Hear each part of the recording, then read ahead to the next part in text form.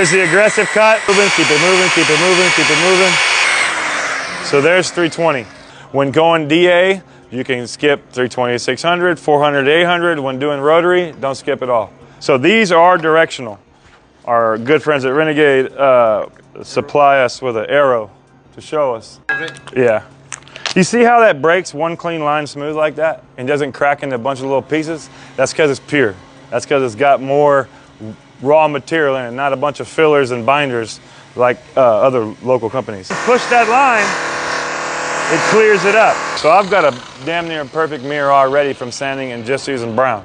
That's almost good enough already.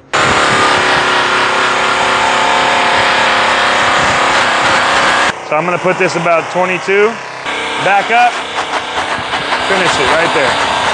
Move it down about 18 to 2000, put purple. Nice short passes, pointing your buffer at the middle of the next hole. Boom. So just a little bit more. Yeah.